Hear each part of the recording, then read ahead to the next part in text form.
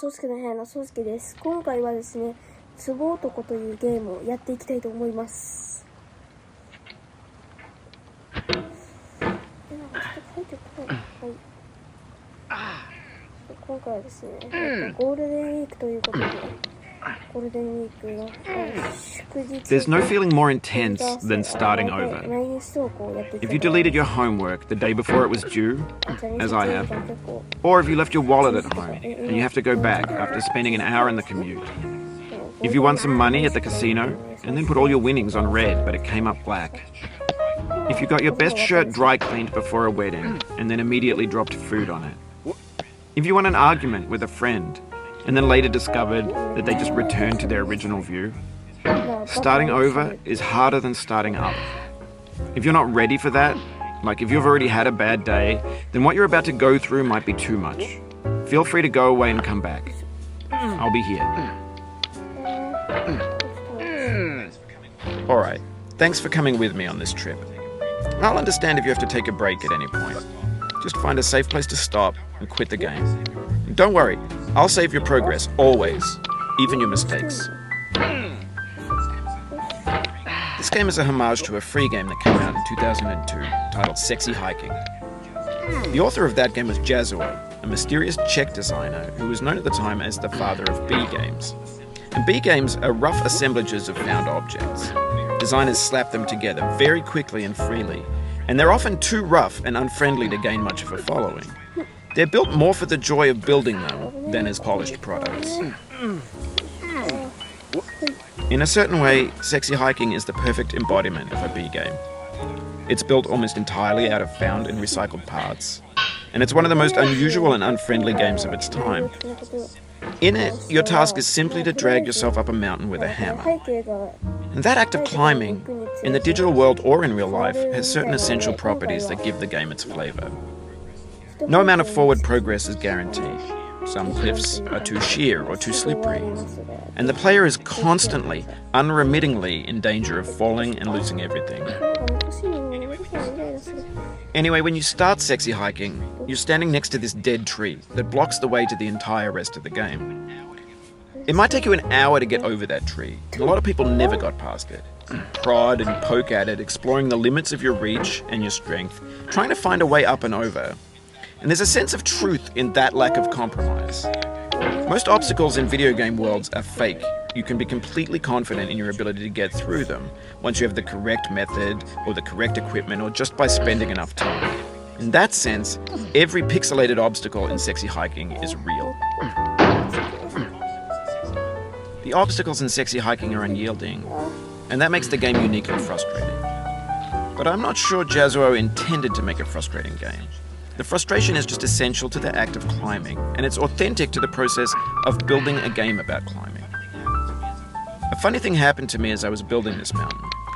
I'd have an idea for a new obstacle, and I'd build it, test it, and it would usually turn out to be unreasonably hard. But I couldn't bring myself to make it easier. It already felt like my inability to get past the new obstacle was my fault as a player rather than as a builder.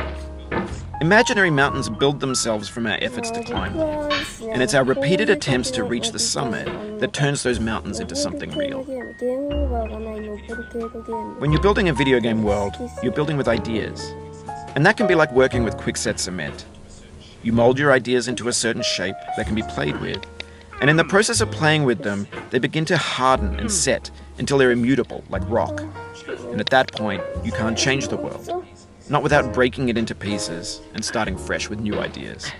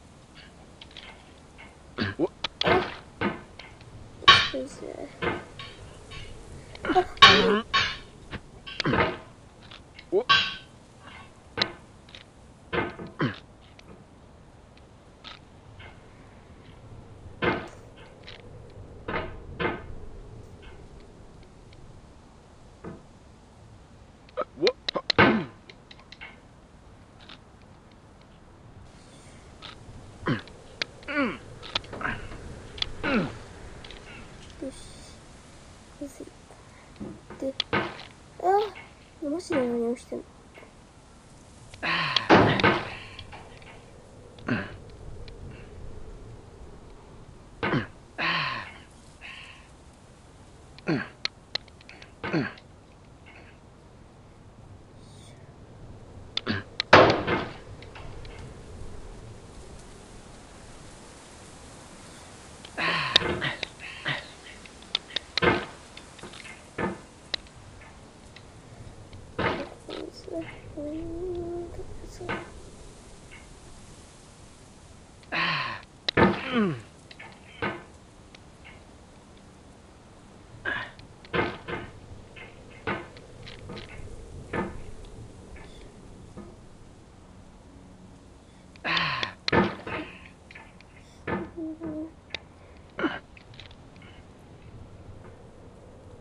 これ以上はアスラみたいな声です。よしよしよし、できたできた、危ない危ない危ない。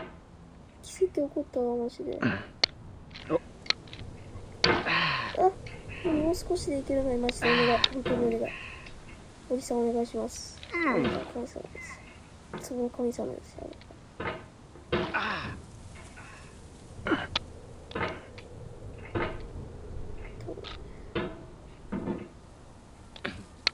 ダメ。せーの。危ない。危ない。